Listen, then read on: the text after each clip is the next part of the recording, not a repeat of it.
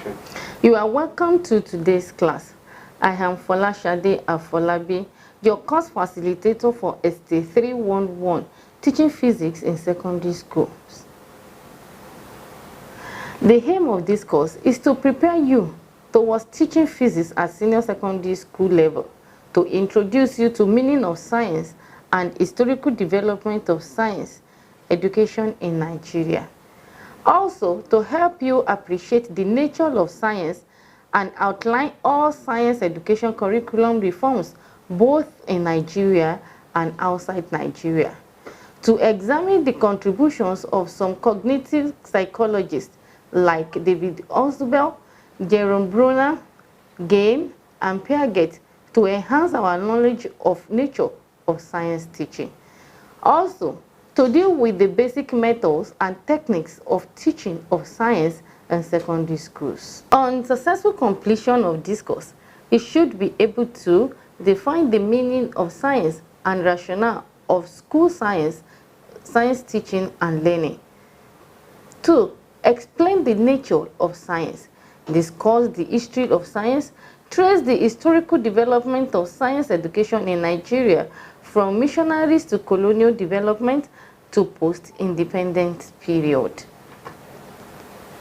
In today's class, we are going to examine the first study section, that is, meaning of science, justification for school science teaching and learning, nature of science and history of science.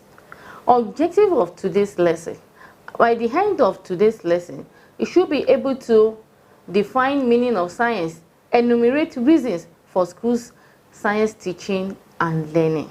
Meaning of science is different from scholars to scholar, depending on the background and scholastic inclination of authors have proposed many definitions of science. For instance, some philosophers of science see science as a body of knowledge, a way of investigating natural phenomena, and a way of thinking in an attempt to understand nature. This definition entails three components of structure of science, which includes the product, the methods, and the motive of ethics of the discipline.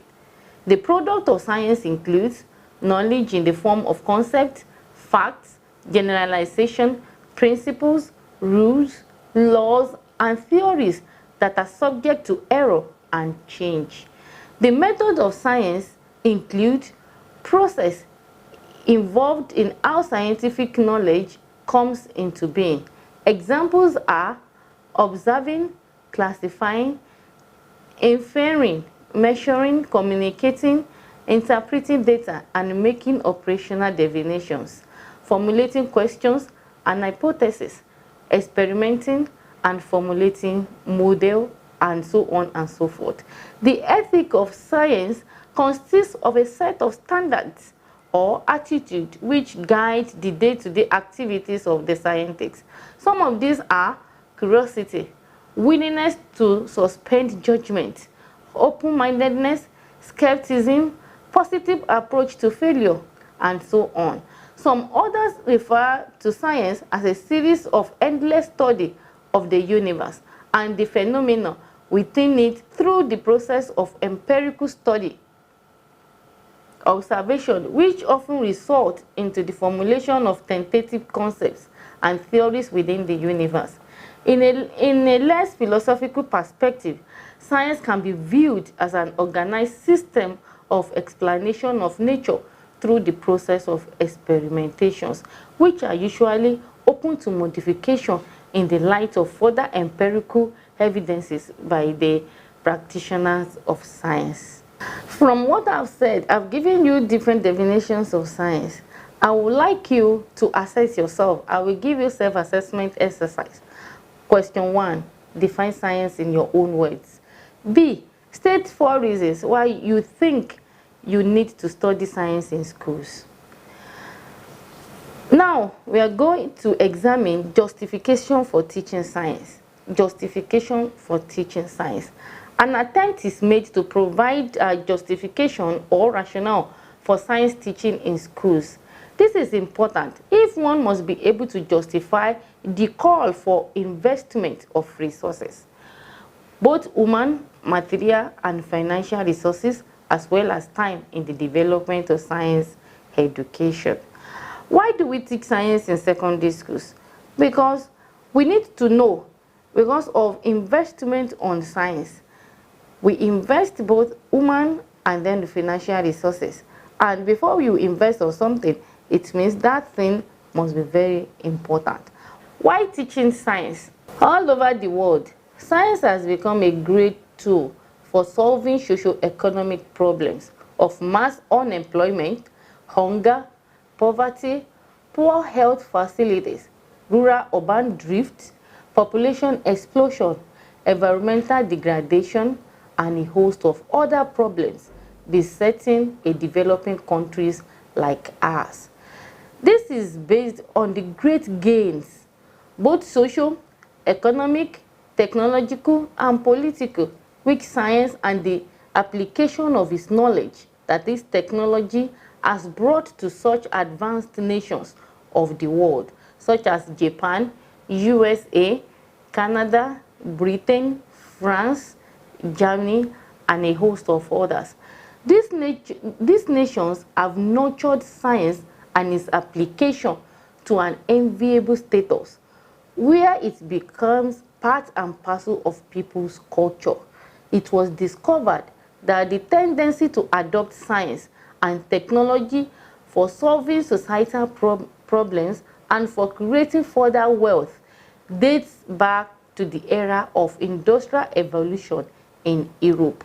For example, the British Empire grew in leaps and bounds in economic and political power because of the use of machine and such other contrivances of science and technology for mass production of goods and services.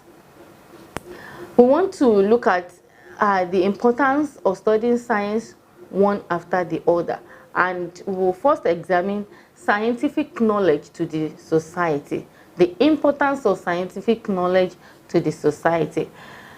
The various African nations have long realized the importance of science in the development of human endeavor. This had led to African ministers of education as far back as 1962 to recommend 60% of admission into higher institutions of African countries for scientific and technological based courses, as opposed for 40% for social sciences and humanity courses. No African nation, however, has yet achieved this target. Scientific knowledge and its application have elevated the status of man from Stone Age to space and computer age, subsistence farmer to mass producer. Science has also liberated man, superstition, and fear of nature by offering plausible explanation to natural events and phenomena. These have added meaning to the life and empowered man to manage and live more comfortably in his environment. It also improves the understanding of natural world by man through management of resources, which leads to the identification of validity of healthy life. The second one is the role of science in socio-economic development. The role of science in socio-economic development. The knowledge of science is instrumental to technology, economic, social, and political growth across the globe. The application of scientific knowledge has led to the discovery of hydro and thermoelectric power, gas turbine, and thermonuclear power plants, which is in turn have led to modern industrialization. The fertilizer and petrochemical plants, which have boosted agriculture and other sectors of industrial activities, are only made possible through science. The telephone and the world of information and communication technology, ICT, will be impossible without the basic laws of acoustic, electricity, magnetism, and waves in physics. The principles and laws of physics and chemistry are employed in the construction, manufacturing of vehicles, land, sea, and air, and in the development of modern rockets, nuclear bombs, and missiles used in modern war. The same can be said of the principles of semiconductor devices and electronics, which have led to the development of diodes, rectifiers, integrated circuits, and logic gates, which are widely used in computers and other electronic systems. The development of organic compounds, drugs, and medicine have not only helped in production large yield agricultural products, but also in improving on the living standard of the people. Our oil and other natural resources must be processed into finished products through the instruments of industries like refineries, steel plants, paper mills, and chemical industries for making soap, cosmetics, perfumes, plastics, glass, and pesticides. Now, let's look at scientific knowledge and the attitude of learners. Scientific knowledge and attitude of learner.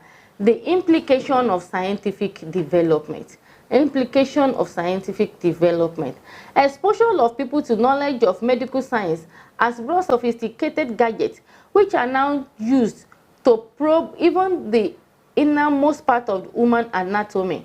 Also, the use of automatic patient monitoring system in hospitals, intensive care units, which not only improve healthcare delivery system, but also helps in the unattended and most reliable patient monitoring, which such as instruments of vital parameters like pulse, blood pressure, body temperature. In addition, the problem of environmental degradation being tackled around the globe stemmed from our understanding of the atmosphere and the overbearing effects of certain human activities on it, and how it impacts negatively on man.